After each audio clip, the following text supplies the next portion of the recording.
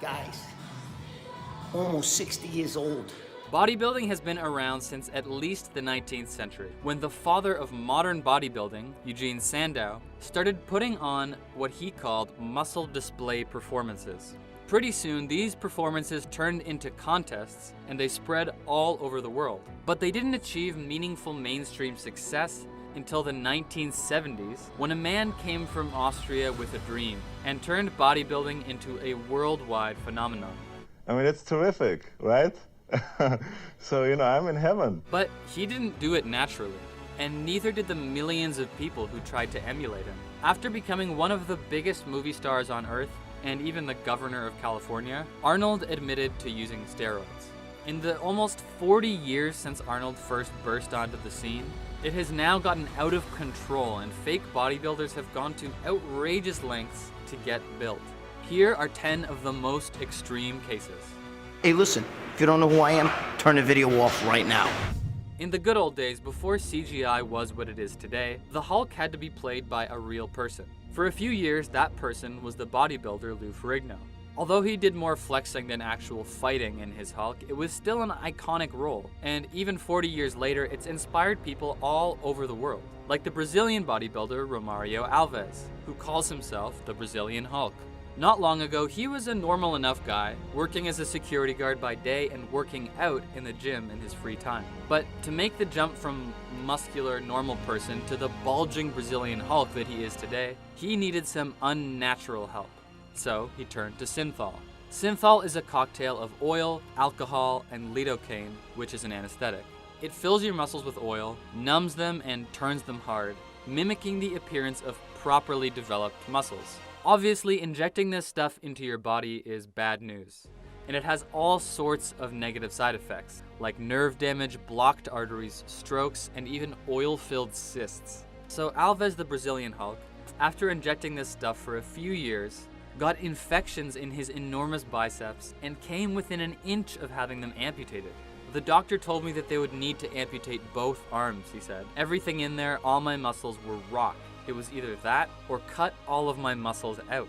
In the end, the doctors removed his hardened muscles and he went back to bodybuilding as usual. Although you can still see the remnants of his injections and he still calls himself the Hulk. He posts videos on his Instagram account and YouTube channel all the time, looking very muscular and completely green. But Alves isn't the only Hulk. An Iranian man named Sajjad Gharibi calls himself the Iranian Hulk. He's 6'2", which is definitely taller than average, but not tall enough to justify all of his 392 pounds. Although he's not as obviously bulbous and injected as his Brazilian counterpart, you don't just get this way by doing a few push-ups. There have been rumors circulating that the two Hulks could actually face off against each other in an MMA fight, but so far nothing has materialized. Although Alves has addressed it on Instagram with a message to the Iranian, "I'm going to rip off your head." Mustafa Ismail, also known as Egyptian Popeye and Big Mo, officially holds the Guinness World Record for biggest biceps in the world. But not everyone believes that his 31-inch biceps are real. It's obvious that they're out of the ordinary, but are they actually fake? Ismail himself has denied it. In an attempt to clear his name, he appeared in a Japanese TV documentary where he got blood tests and x-rays to prove that he is 100% au naturel. According to him, the tests all came back negative for synthol and implants, but the Guinness Book of World Records has removed him from their website for the time being. But not everyone tries to keep their synthol use a secret. One 48-year-old Brazilian man has become famous for not only using synthol, but being proud of it. His name is Valdir Sagado, but on the internet, he goes by Valdir Synthol. He got built using more traditional means until 2013, when he decided to start injecting himself with the chemical cocktail to get that otherworldly, disproportionate Popeye look. Since then, he's become famous, with more than 26,000 followers on his Instagram account, where he posts photos of himself flexing with captions about his synthol use.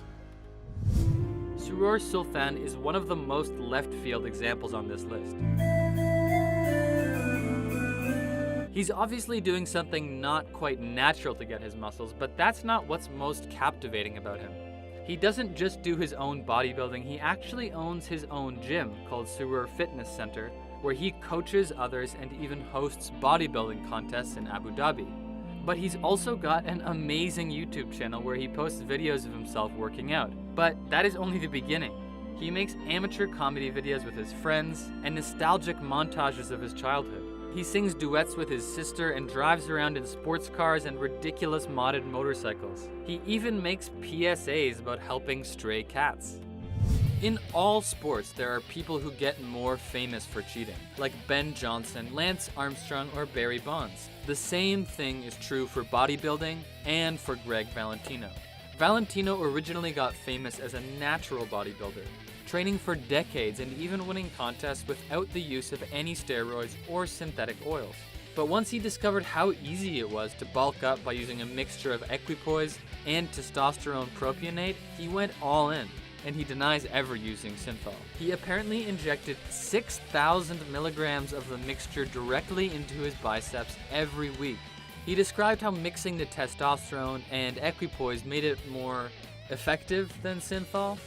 Synthol just works one way, he said. It stretches the fascia. With equipoise and propionate, you get the double whammy. You get the stretch from the oil, plus you get the localized growth from the drugs themselves. At their peak, his biceps measured 27 inches. But eventually it reached a breaking point, quite literally. One of his arms was hit with a bat, and it filled with blood. So a doctor had to pop it.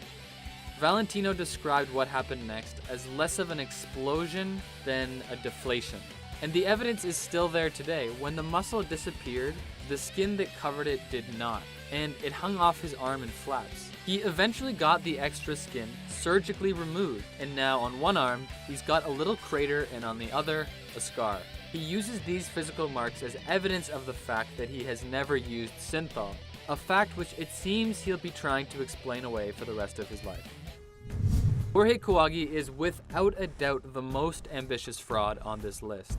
He first became a public figure in Mexico, his home country. In the year 2001 is when he showed up on the boxing scene and claimed that in the course of his so-called boxing career, he was undefeated. And after some obviously fixed matches, he retired from the ring. But then in 2015, at the ripe young age of 47, he came back to boxing. This time he showed up in a match in the Philippines with some strange looking pecs. He proceeded to knock out his opponent in about 2 minutes, and it seemed like he did the whole thing in slow motion.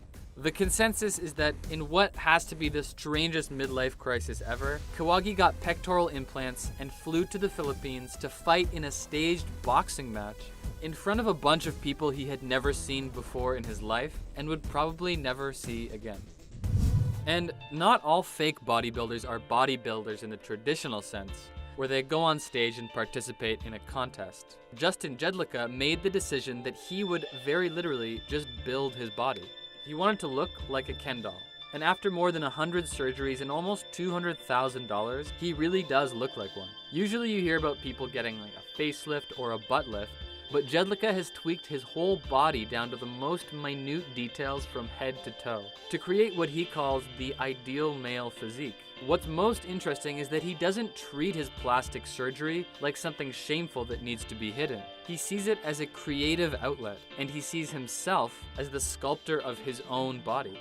Born into a family of bodybuilders, Brad Castleberry was groomed from childhood to become one. He began in competitions but eventually shifted his focus onto business, using his body as an ad to sell his Castleberry branded supplements. Although the muscles on his body are definitely not filled with oil, he has been accused of using fake weights in some of his YouTube and Instagram videos. Castleberry has denied it, but the claims against him have steadily increased. Although at the same time, it's pretty likely that his detractors are just mean people on the internet. But maybe the weirdest fake bodybuilder is not a single person at all. The whole world of professional bodybuilding has, and probably will continue to be, full of much more subtle cheating. In fact, at this point, it's not even considered cheating, it's just the norm. Take what Arnold Schwarzenegger, the most famous bodybuilder ever, said about his steroid use. I have no regrets about it, because at that time, it was something new that came on the market, and we went to the doctor and did it under doctor's supervision. So, everything in moderation then? With these extreme examples in mind, what do you think of fake bodybuilders? Are they a bad influence on young gym rats, or are they only hurting themselves? Let us know in the comments, and don't forget to subscribe to The Richest.